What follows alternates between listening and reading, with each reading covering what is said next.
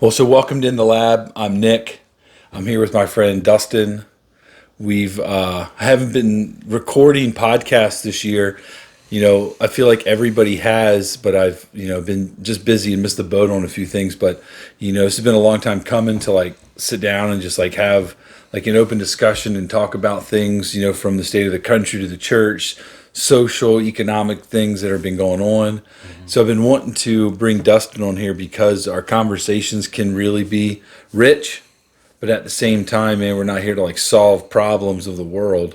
But yet there's a lot of things that we see with the church and, with us as people and how we can, be better at recognizing that we need the mind of Christ and that we need to be redeemed in Him always, and is clearly evident right now. So just what are your thoughts really on the state of the church right now? I know this is kind of a big kind of opening, but what are your thoughts on the state of the church and that kind of thing? I think that's such a complex question because there's so many, I don't want to say fragments, but the church is so diverse. And actually just skimming through this book, Misreading Scriptures with Western Eyes by Randolph Richards and Brandon O'Brien, they actually talk about they're interviewing someone, and the interviewee talks about how the church is alive and well within minority group and ethnic groups, but within the white majority, not so much. And so I feel like that's true, though my time in ethnic groups as far as congregationally is very limited. I don't think that's true necessarily for the majority of white churches. I think that's definitely true for a lot. Yeah, but it's almost it's your personal experience too, not just what you might see on social media or maybe even hear from friends, but your own personal experience. Yeah. That you see as the state of the church. Yeah, yes. I think that you get out what you put in. And if you're serious about following Christ, and if that's where if that's where your treasure truly lies, then you're going to be doing just fine. It's complicated, I think, within especially our nation. If had the church been doing her job most efficiently, would we be here? I don't know. I would like to think that we would be it'd be different circumstances. Yeah. But, I could be wrong. I think that there are some areas of the church at large within the Western world that are doing good, and then there are areas that are lacking significantly, like within the fields of scholarship or just genuine sincerity in discipleship of, where do your priorities lie? Do they lie primarily with your nation, your nationality, being an American, USA first, or the USA could cease to exist tomorrow and I would be okay because I'm in a different kingdom. Yeah. And I feel like there are a lot of values and what's the right word? The interests are divided, I feel like, with some people. We've mingled our culture with the kingdom. And I just feel like that's such a deadly concoction because it's the kingdom or it's nothing. And I feel like the same way with Christ himself. Do you think that in comparing New Testament church and the Bible and not taking in extra things, we'll get into talk about other things too, but I don't want to look at outside of the Bible for this question, but it's when you look at the New Testament churches that Paul was writing to, each one of them had a issue of sorts to where they were dealing with something or they were working through something. And so obviously not any one was perfect, but yet there they almost mirror some things, of course, that are going on today. We can find parallels in what they were going through and what we're going through today, from the social, economic, religious things that were taking place now. But do you see like anything within like our area, even because you go to a couple of different churches around here sometimes, from your parents' church to the one that you go to more. You've been to my church and stuff, and so like how do you see that locally, where like each church is unique and different, but yet are we seeing expressions of discipleship? Are we seeing expressions of even I don't know why I'm like escaping the word of where like just being saved for heaven? Is it just worried about people saying a prayer? Is it just worried about conversions? Or are we like discipling people and we're not just like trying to get people to like do something because they have to, but like true discipleship? Are you like, what's your experience with that? It's funny because before I came over here, my mother was listening to one of her class lectures, and the professor was talking about Christ didn't come to make converts. He came to make disciples. And I think isn't that the sheep among wolves? Wasn't that part of their statement? Yeah, like they were like, I can't remember the full statement, but it was like as soon as they meet somebody, that's when discipleship begins. They're not even like trying to convert them to Christianity, but as soon as they start a relationship with somebody, the discipleship begins then. Yeah, I think that the volume on that speaker of discipleship has been turned down way low, and I don't know if it's been turned down intentionally. It's just that other things have taken precedent and become more important by some, and because of that, it's kind of drowned out. And because of the things that have drowned out discipleship, I feel like we've lost the total premise of what it means to be a church at large. I'm not saying that is universal for all congregations. Yeah. I feel like discipleship is making bigger ripples, at least the word is, in some streams, in some congregations. But by and large, I still think that it's not loud enough, and I don't know if you can ever make it loud enough. Yeah, we're not trying to be critical, either of churches in general, because we all have room that we can grow. And I learned this years ago when I was working for corporate America that it always looks like the leader, and that they were using that in reference to our company and how the CEO leads the company, and then breaking it down to regions, then districts, and then stores. And so it was a good description of, or a good like kind of a tool to like help you become a better leader. That if your store or whatever your businesses looks terrible, it looks like you because you're the one leading it. If it looks great, it's not just because it's you. You built a good team, and the team wants to work with you. For sure. But that same thing applies to the church, where like it looks like the leader. So if the leader isn't really discipling, that's not something they're particularly strong in. It's not that they disagree with it or they don't want to do it. They're just not particularly strong in that area. So you're not going to see a lot of discipleship taking place in the church. They might be an excellent teacher. They might be really good at evangelizing. They might be really good at, a lot of other things, but they miss it in this category. So it's not to be critical of anybody, doing these things, but it certainly shows that, like, is it necessary that a church is well-rounded versus, like, we're strong in this area and we're just going to be good with that. Right. And I think it's very alarming, and maybe said people just weren't taught. It wasn't emphasized to them. I just don't see how you can read the Gospels in particular and not see the theme of discipleship woven in and out. Yeah. And it doesn't have to be verbatim the word, but how many instances do we see where Jesus walks up to somebody and just says, "Follow me"? Yeah. That in essence is discipleship. Some really did. They left their tax booth and dropped everything and followed the guy.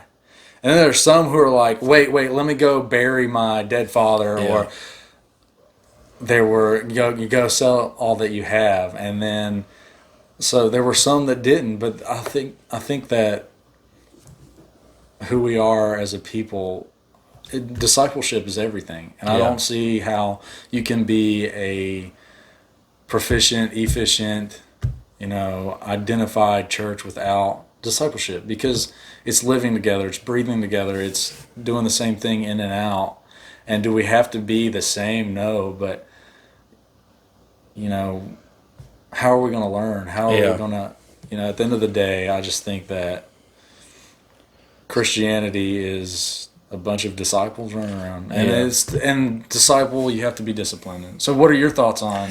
I mean, it kind of brings me to part of what we were discussing earlier with, when, certain things are cultural, and within some families, even you could break it down to family units as a culture, Yeah, within somebody's house as a culture, within somebody's community where they live as a culture. Our street is certainly a culture, our town, and it just continues to go from there. But like, I was thinking about that with like the term that they use in this book in the beginning with talking about Moors, and it's how cultural Moors, and is discipleship a cultural Moor, not just a value that we have, but yet sure. that's like a specific thing that like people are known for within their group, not just an ethnical group, because they were kind of using it from a lot of a wide standpoint, but I want to say, like within a cultural group, not just at an ethnic group, but within the culture group of your church.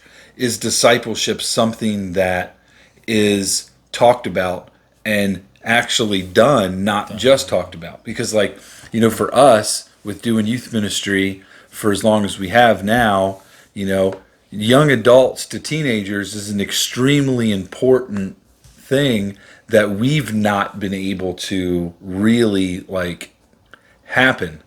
Yeah, Like, I mean, we do it. We meet right. with teenagers and young adults, but like I've tried a lot, and I guess I'm trying and I'm not doing something. I mean, I don't know if I'm not doing something right or whatever, but like, we don't have a lot of young adults who want to disciple a teenager Yeah, or an older person discipling a young adult. There's not this like multi-generational thing. Within generations, you have friends. I mean, you have lots sure. of friends. We're friends, even though there's an age gap between us. We're extremely tight, really good friends, but yet we disciple each other on things without trying. Oh, sure. Just because what we're learning or what we're going through, we can help each other in certain ways. But like, within generations, or like multi-generational, how do we get an early 20 something value discipling somebody behind them who might be a teenager? Yeah, that takes a lot of effort, time. That's kind of what encapsulates discipleship, is just taking the time and spending. Follow me. It's as simple as that. And so, I mean, if you don't, wherever you go, whatever you're doing, it's being involved, and it. You have to be sincere about it. yeah, And so if we're doing this for the sake of getting saved and going to heaven, then what are we doing here? yeah, We're just wasting time. it takes away the Yeah. point. And it just makes it less tangible. Yeah, Whereas discipleship really bears weight in the now. And things happen when you're a disciple, whereas you can, convert and say that you're a believer, but never do anything with it. yeah, And it's like, is there a difference between being a believer and being a follower? Because it's easy to say I yeah, believe something, but are you following him? Are you going to go where he goes? Because he's going to get himself in some hot situations. yeah. And you can teach something until they're blue in the face, but All right, yeah, I mean, how many? I mean, I went to high school. I mean, I did college too, but I'll use the high school reference where, like, I didn't care, I didn't pay attention, so I didn't have value in it, so I didn't pursue it, I didn't do well in it. right, And so, if I don't have value in it, I'm not going to do it. true, And it's not the same can be said for that, but it's eerily similar. Where like, if I don't value it, I'm not going to do it. right. And another thing is that you were talking about not being, I can't remember the exact word you used. Basically, we're not throwing shade at congregations or yeah. anybody, because this is we're not trying it to be took critical. me years to come around to this. Yes. We've been following the Lord for a little over a decade now, and in a lot of ways, it still feels like this past year was like, man, did I just get reborn in the Spirit again? Yeah, because of the things and the transformation that I've seen within myself take place, and because of that, because experientially, and because of the things that I'm hearing from the people that I'm actively following, yeah. I just feel like I'm more well-rounded, more. I just feel like it's been a whole, a kind of a rebirth thing. But Yeah. So like, and add to that, like, when, like we were talking earlier about like biblical scholarship in churches and versus like, sermon teaching, both are really good. Like, how much do you value like scholarly biblical teaching? And scholarly might scare some people off because they sound like it could be rather boring or, might not be that, intriguing. But yet when we get into some understanding about like, the Bible, scholarly can kind of scare you off on things but when you look at it from the standpoint of like, well, if I can understand the culture and what it was written to, then that might, enlighten things a little bit more or give a richer picture of Scripture. So, like, what are your thoughts on like? I value it highly. I think I do that because of my earliest years of being a follower and not having scholarly. It was more pastoral, local. Not that there's anything wrong with that, but the scholarly element was virtually non-existent. Right. And I think that there is something unique about scholarly study of Scripture because it allows you to study things objectively, and you really have to come at it with an open mind and be willing to, you can be persuaded one way or another. You can do that either way, with or without. But I find it highly refreshing in that there are things that I come across and I'm like, man, how do I even read my Bible? And so it's like, I just find it refreshing. I was listening to an interview, and the guy, he's a scholar, and he was talking about when he was a teenager and how he wasn't into what he's into now, obviously, because he's, been doing this for 50 years or whatever. And so I found it rather interesting, though, because like his first 10 years of his life was one way, and then he hit this certain point and was like, to grow in the direction that he felt the Lord was calling him, he had to go down this road of scholar, of like, some high education, but like deep biblical scholarship. Yeah. And so I was wondering, like, within the charismatic church, because we've been a part of that our whole journey, whether we want to like really like call it that, whatever, it doesn't really matter, but like that's just kind of the expression that we've been a part of.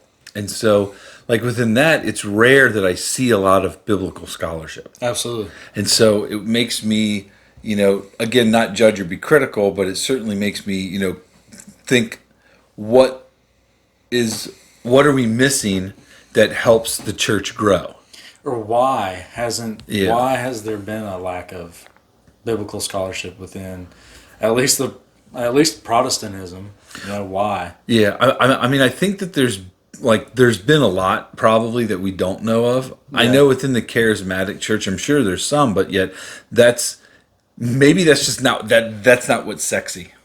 That's not what sells things. Like I was talking with, it's taboo. Exactly. I was talking with a friend who I made in Florida, and she was an editor for a magazine, and I asked her, we were getting to know each other, and I felt like it was kind of point blank, but I felt like my directness was okay. I asked her, like, is everything that I see about you online is a lot of spiritual warfare stuff? And she said, well, that's what the magazine wanted, because that's what people are buying. And she went on to explain a little bit more about it, and it just reminded me of the media of our nation, to where like we want sensational things that are that tickle something, that get people revved up about something, and then they'll talk about it, and then so they'll buy it, and so it's once the money's starting to be generated, then then you're at the behest of the at money now, versus like what is actual people are interested in. And I guess if you just look at it from that standpoint, then you're like, people are interested in it because they're buying these things or they're clicking on it, so advertisers are willing to advertise on these platforms because they're getting traffic, and if there's things that advertiser can get clicks on, then they're going to make money. But it really like caused me to like take a step back and like think about the church, and like, is it really what we want, or is it just sensational? Yeah, it's the hot topic. It's a fad. It's sexy. Yeah, that makes me the word that comes to mind is nauseous. That's probably just a bad because word, it's like sexy. I like. Anyways, I'm not trying to be devil's advocate. Yeah. I don't even know if I have a knee-jerk reaction to things that are widely accepted. Maybe I do, but with that, it's like almost rampant. Yeah. With the streams that we've been around and been a part of, and where we live, and for some people that might be what they need, and that's okay. Yeah. But I can't help escape thinking that because it is clickbait, and because it is what's being fed through the media. But is that like a starting point? Like, How do you mean? Like I mean, like, when I first, got, I call it surrendered. Okay. I grew up Catholic. I, knew who God was as a kid. I was an altar boy. I had a great experience. I absolutely loved it. But then I had a tragic things that took place that really kind of tested where my walk was, or my faith was. And of course it was found not to be solely based upon God, but based upon works and wanting to serve and stuff. And so then when tragedy came, I was easy to walk away for a long time. And so then I had a surrendering moment in my late 20s where I truly felt like I encountered God. Yes. And the truth and the reality of the presentness of Christ that was within me, as well as within other believers around me, within this world, saw creation differently. And so it was a beginning point where I'd begun to learn and do things. And so the way I read my Bible then was not the way I read my Bible later. Certainly. I started out just like reading it and not really understanding the context and what things are written. And so you add and you grow. So what I mean by like, even in the charismatic church and having these mystical or even experiences where like those are kind of like starting points, but that's not where you live. Right. We don't live every day in the beginning stages of life. My wife and I, we don't live in the first 5 years of our relationship where we were, in our early 20s. I'm 40 now, so our relationship's different. The same thing should be said with your journey with Christ. You're not on the same road that you were before. You should be further down. So, yeah. And so like, is that a starting point? And then I guess the end point would be new creation and new heaven and new earth versus, but like as we're here on earth, like a starting point being basic understanding. And then like Paul, man, I'm not going to quote this right, but like Paul saying like we move on from milk on to more mature things. Yeah. What are those more mature things?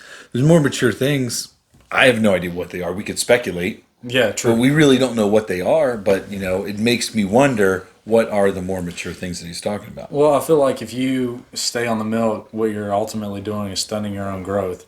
And that starting point, if you stay there, has now just become a ravine. Yeah. And, you're not moving from glory to glory there. You're just, why stop? But there's so much out there, and I feel like once upon a time it was, find the theology that God would deem as 100% accurate. And while the quest is to find the most, you want to believe as accurately as possible. Yeah. But is there a mold that is like 100% correct? Is that what scholarly work aims for? But yeah, I would agree that that seems to be a starting place, which is fine as long as you don't stop. Yeah. And yeah, had I couldn't. I feel like either I would become bored to the point where I would give up, or I would become resentful if I would just stay there. In that, whatever stream, it doesn't even have to be that one. But some people start off in academia and scholarly work, and they need a And they break get from burned out. Yeah, yeah. So it's wherever the Holy Spirit's leading. I feel like is And I guess it's relative to, like you just said, if you're in one, it's, the grass is, greener kind of thing. yeah. But something that they said in the beginning of this book here, which is really, really good. I'm really looking forward to how this thing like unfolds. But he quoted C.S. Lewis saying, for every 3 books you read of current topics that are coming out, you need to read one old one. Okay. Because everybody deals with issues differently in different generations. And so the way that generations in the past dealt with issues are different than the way we're dealing with them now. The lenses are different. And so it really humbles you to not just look back and say they kind of did something wrong. Like, I get caught in the trap all the time of, I feel caught between Protestantism and Catholicism. Okay. I get caught up between my upbringing and where I am in the modern church. And I really don't like that conflict between the two, because there's this richness of unity that I feel like is kind of missed.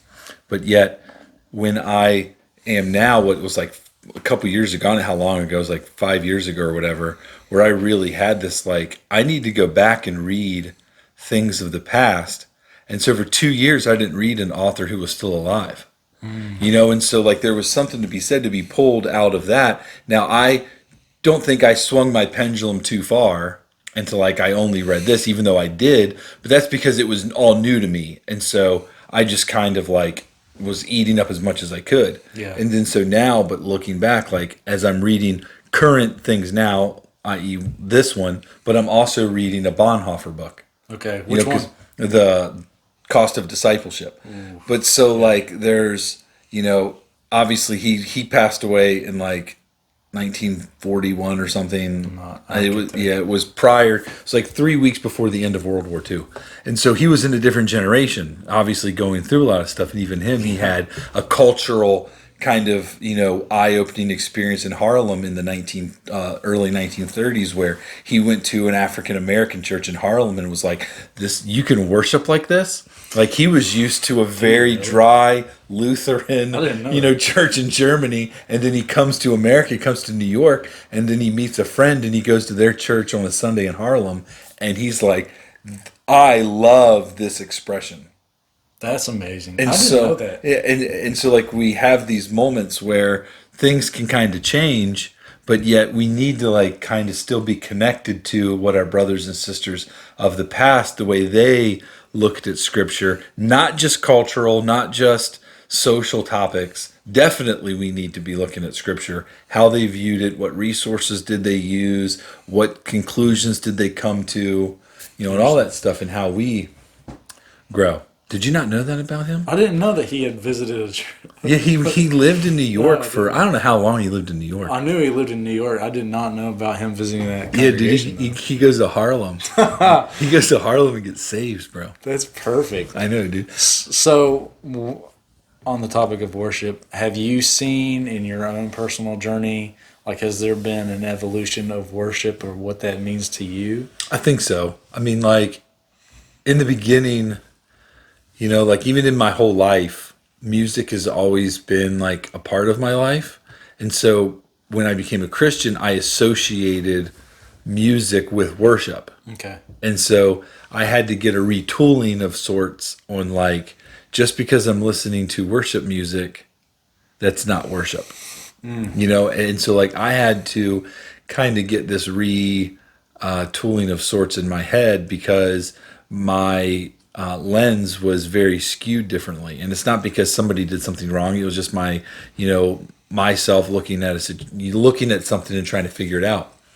But it's definitely like grown and changed to where like silence or reading or every day every second of my day should be worship to God in every aspect of my life, not just in like singing a song on Sunday morning or whenever you meet for church, or like sometimes at home you might sing songs or do something for worship, but like giving's worship and singing praises is worship. The way I live my life is worship. And I fail on that miserably hard. I tell the kids in youth group all the time that I'm like Paul, I'm the chief sinner amongst us, man. I mess this thing up all the time. Yeah. But yet, you have to be humble enough to admit when you're wrong, and, move forward.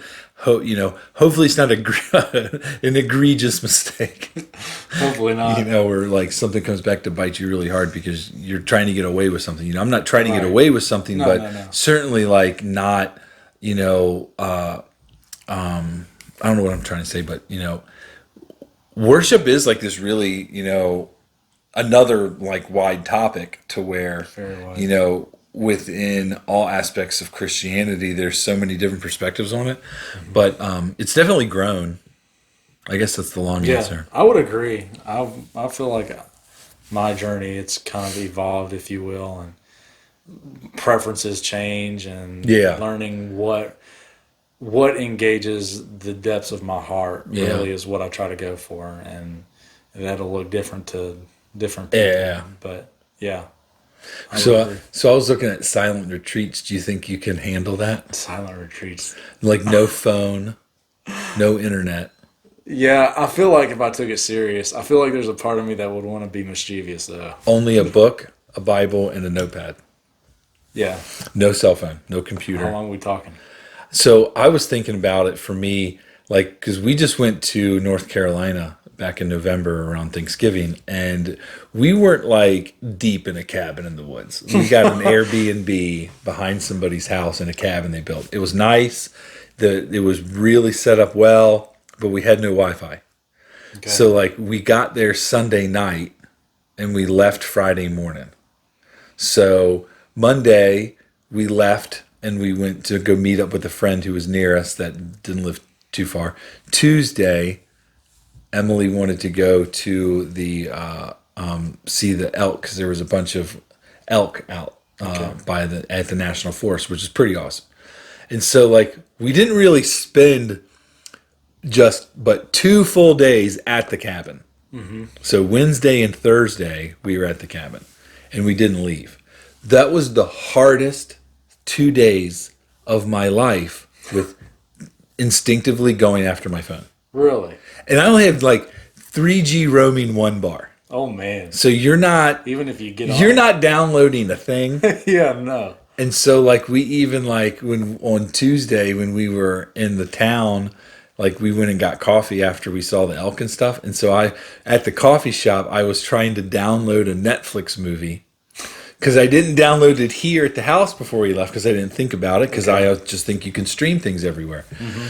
But what I really like learned in that 2 days was like how unprepared I am to do even a 3-day silent retreat, to where like and the point of the silent retreat really is to get rid of distractions, focus on just being with God in prayer, in fasting, in worship, being quiet, sleeping too, not just like trying to discipline myself to stay up, and pray more, but like honestly, like rest some and allow myself to unplug from even, I don't know if it's beta waves or gamma waves or the different Wi-Fi, the different waves and everything that's around us all the time.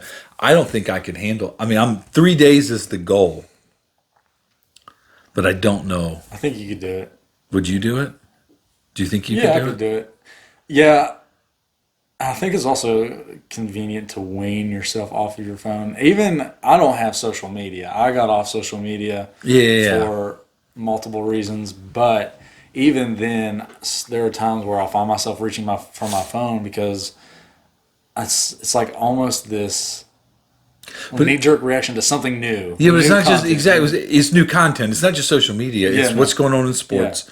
What's going on in social things? Because there's not just, I can just, open up my phone and go to Google and it's going to populate news Or articles. the latest videos uploaded to YouTube. Exactly. It's like something that's going to catch my attention. Exactly. And it's like, so there is a... What is the algorithm going to feed me today? Yes, since they listen to us. Gosh, dude. Lordy. But anyways, I think it's definitely possible. You put your mind to it. I think it would be rewarding too. Do you think you would do it? Would you want to do it? Can you pray out loud?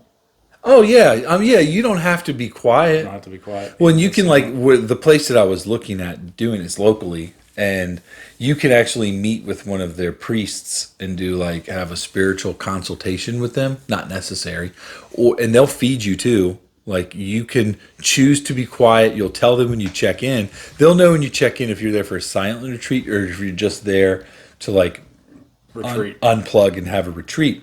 Because then they'll engage you. But if you're there for silent retreat, they'll just feed you. Like you pay for a room and board of sorts, and then they feed you 3 meals. I think I could do it. I just don't know if I'd enjoy it. Yeah. Yeah, I don't think that's necessarily my cup of tea. Some people supposedly love it. Do you feel like you're better in have you had to write anything for school yet? Like papers? For sure. Yeah. Do you do better with writing in your bedroom alone? Or do you do better writing in a busy coffee shop? I do better alone, but I like noise. It's kind of like, I don't know. There's. So do you listen to music or something? Sometimes I'll put on music. Sometimes I'll go to YouTube and just put on, since it's winter, I'll put on Crackling Fireplace. Something that kind of it's repetitive. It's like going. You're so romantic. So romantic. It's like turning a fan on at night to fall asleep. It's the kind of repetitive. But if it's if there's no repetition, or if it just sounds because I have really severe ADHD, and so it's just, if I'm at a coffee shop and I'm hearing conversations, it's okay, what are they talking about? And then I can't focus on what I'm supposed to be thinking. So I do better alone, but with noise, as long as it's repetitive. A friend of mine said he writes better when he's in a busy coffee shop. Really? He'll put on headphones and he'll just write. He needs that chaos around him. That's interesting. I love being in coffee shops. But I'm too distracted. Was never diagnosed with ADD, but I know that I'm very distracted. Yeah. Even as a child I was very distracted, but I was remembering some things as a child which helped me see what, you do value alone time. And because I would, I had 3 siblings, but we weren't always around, because whether someone had sports or, right. And I liked baseball. None of my other siblings played baseball. And so I would go in the backyard and just toss a wiffle ball up in the air and hit it and play a game by myself almost, for a while. And my mom would get mad at me because I would do it at 11 o'clock at night. And she'd come outside, the lights would be on. The only thing you'd hear every minute is the plastic ball smacking the plastic bat. And she'd be like, dude, would you get inside? The whole neighborhood can hear that, and you talking out loud sometimes with describing where the base runners are and stuff. But I guess I'm kind of giving people, you were going for the major giving people ammunition to make fun of me. But the point was, I was seeing that, I was remembering that, and I was like, you know what? To do something like this, to me, is meaningful, and it's not all right, here's the new thing I'm going to teach everybody. Everybody needs to do this new thing. Let's go write a book about it. Let's try to get a book deal. Yeah. And here's the new prophetic word for 2021 is gosh. silent retreats. But it's personally, I guess it's for me, I have been wanting to do this for a while. Mm-hmm. And I don't know when I'm going to do it. Do you remember when it started surfacing? Where this 2 years ago. 2 years ago? Yeah. What sparked it? Reading Evelyn Underhill. Okay. Discussing her doing retreats. She led spiritual retreats in England for a number of years. And she wrote a book. She wrote a bunch of books. I read one of hers called Mystical. No, it's not. Mysticism. And it's like the encyclopedia from discussing not just giving a biography of different, men and women who were considered mystics from the Christian standpoint, from John of the Cross or Teresa of Saint Teresa of Avila, not giving their description or their biographies about their life, but like chronicling individuals that came to her. It wasn't a monastery, it was just a spiritual retreat house, and had spiritual retreats. And she never used names, but she used a lot of experience in talking with people of what their lives were like. And it was just people like you and I. You know, it wasn't these like Mother Teresa's, who are these like, high saints that we, really deservedly value their contribute of what they contributed to the world in Christianity. But it was reading her, and then it was one other person too, and I'm Thomas Merton and Brendan Manning probably were the three that gave me like, wait a minute, each one of them discussed them doing spiritual silent retreats, and then the value that got out of it for them, of their like personal devotion. It was about it's very, I don't want to say it's very selfish, but it's almost kind of, it's a very selfish thing because it's for you. It's not for, What benefits did they, reading those books, was there a common theme of benefits that these people... Dealing with the same thing we're dealing with now. Really? Dealing with distractions. And that's crazy. Like, I was thinking about this, like dealing with distractions. And even when we were teaching the youth group the other night, where like, a couple of years ago, I was like not against doing ministry through social media. I just didn't understand it. Okay. Yeah. Or like, I may never meet somebody. Or like gaming, you have this online community of people, chat rooms or whatever, where like you develop friends. And so I was thinking about like when the first phones were developed, how the Christian church might have been like, that the devil could use that against you or sorts. And so like, but that was a distraction because now I could communicate differently with somebody to where I couldn't before. So I could talk to somebody on the other side of the world, who was a friend or whatever, for a couple hours. And then you could like, all right, now let's do this weekly. So now it becomes a thing. And so they talked a lot about removing distractions, and that was one of them, was even something as we take for granted as a telephone, even though neither of us have landlines anymore, we use cell phones, but how they dealt with the same distractions that we do. And so, yeah. It's interesting. I feel like there are seasons where something can be beneficial, and then there are other seasons where it can become a distraction. You brought up video games, and I'm not a huge gamer, but there are some, Fortnite, for example, where I know that for me, there was a time where getting on and playing this game with some of my friends was a means of fellowship and building relationship and continuing to journey life together, especially since they all live states away. Yeah. Now it's to the point where like I find myself like needing to cut that out, or at least... And that's just like in the last few years. Fortnite just got popular like 3 years ago. Blew up though. Yeah. Super addicting. But yeah, no, distractions are... come in any size, any shape, they can any be form. anything, man. They really can. And so, but yeah, I definitely, silence retreats would be super beneficial for cutting that out. Yeah, so like, how long have we been going? 44 minutes. We're about like at 40. I don't think I'll edit this part out. That's fine. So like, I guess like, right, 1, 2. So I guess like in closing, like what is something that like what's something like you personally want to be able to do, and not just like what do you want to do for 2021, but like what's a goal you have right now that you want to like really like walk in, whether it's like, it doesn't have to be spiritual, it could be physical. For this year alone, or for just... I mean, no, just like for your building block for your future. Like, I mean, we have steps to get there, and that would be this year. But like, what's like this like larger picture that you want to do, and some things that maybe like your stepping stones to get there? That's a great question.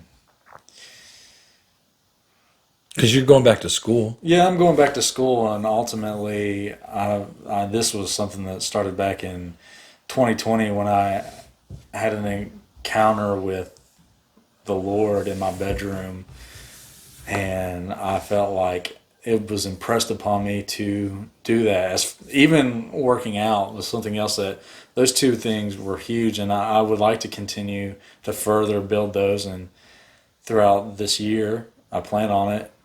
I think that one goal is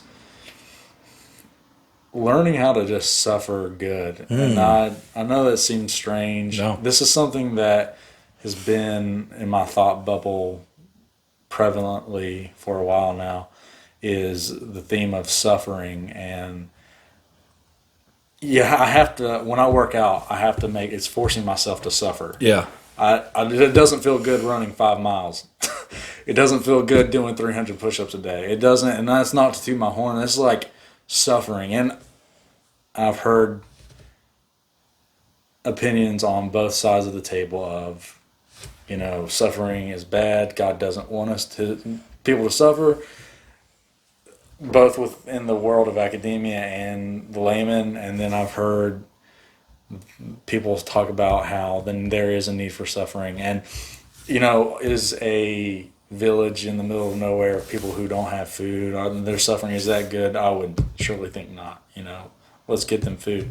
However, for my personal growth, I find that the moments where there is most growth and most productivity is when I'm suffering in some way. And that sounds almost twisted, but to grow, there has to be growing pains. Yeah. And so for me, I find and I have found that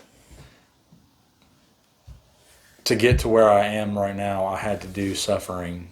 He suffered in some way to get here. Yeah, and what's that? There's the verse in Romans 7 that talks about in sharing the glory of Christ, we must share in his sufferings. Yeah. And for me, The sufferings of this present age? I can't remember. No, that's not it. I can't remember. Anyways, and the same as if you want to be my disciple, carry your cross, follow me. Yeah. It's not pleasant. That's suffering. Yeah. And so for me, like, I want to continue to, I don't want to say maximize my ability to suffer, but not bow out when I think things are getting too hard. And I don't know how that looks necessarily, but essentially then I guess my goal is to become more Christ-like and to become a better me, to become a fuller me and a more mature me. Right on. So, what about you? I had this, you just said, when you said suffering, that I was looking up, and I'm going to butcher this really bad, dude. I guess we should have made sure we had it on a computer so we could Google things to make sure we're saying it right. But I was looking up, like, what does justification by faith mean? Because what I started to do, and I told you this a while ago, and I've continued to do it. I haven't done it all the time, but I keep, like, marking out any section titles in my Bible.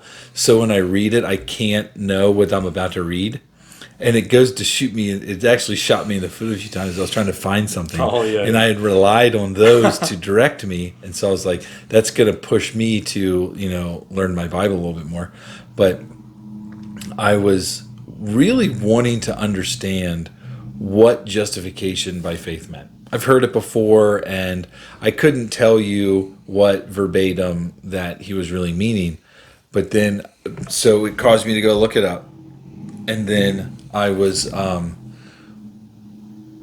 wanting to see the difference in does Catholicism believe that? Does Orthodox believe that? Does Protestant believe that? And so what I discovered was really awesome. And I'm going to butcher this really bad. But the way that I understand justification by faith is that it's not works that justifies us for God, but our faith in God.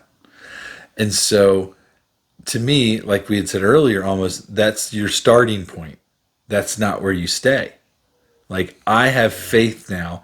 My faith is turned into reality because I believe in Christ. And so it's not that I don't need faith anymore, but my faith was my launching point into grace.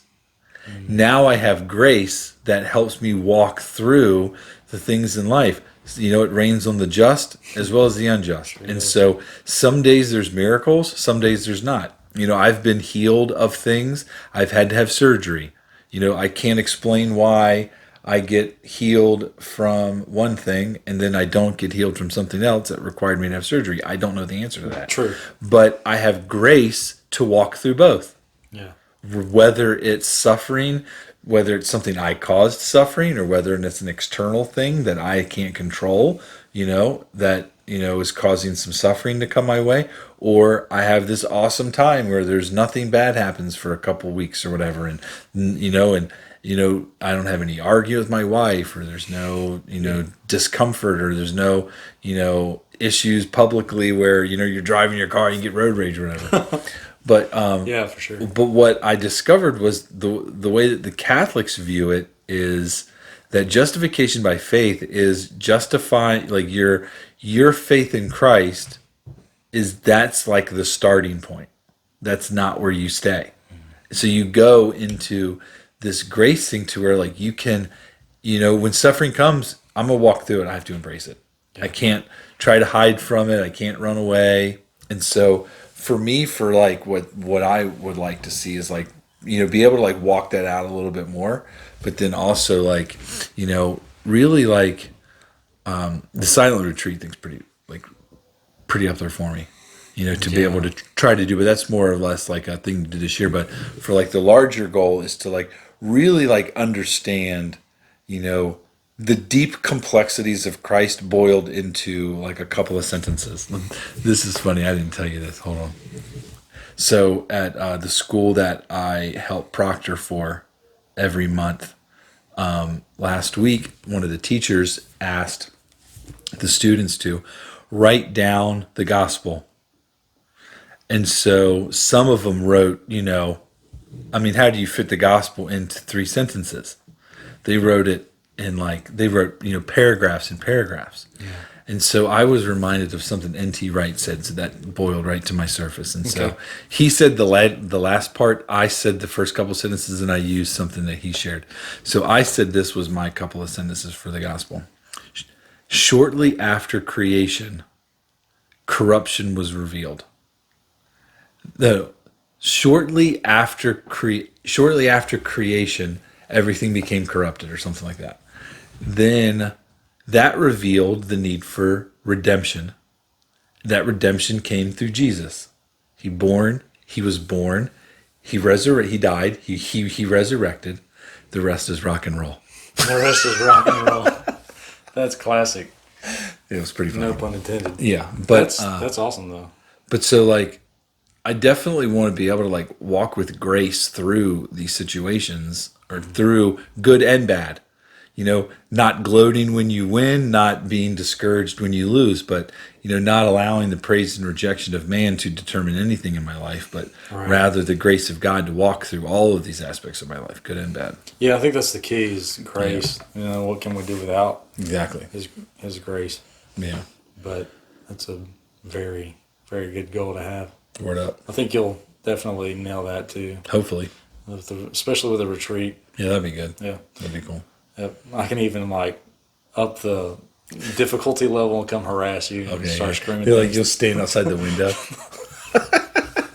That's perfect. Let's see how you can get through distractions now, bro, and have grace to walk through. That's pretty good. Word. Well, thanks for hanging out, brother. Absolutely. You're awesome, man. Thanks for if you made it this far and watched the entire video. Make sure that if you haven't subscribed, you subscribe to the channel, as well as liking this video and maybe even sharing it on whatever platform that you are viewing this on. So thanks for watching. Have a great day.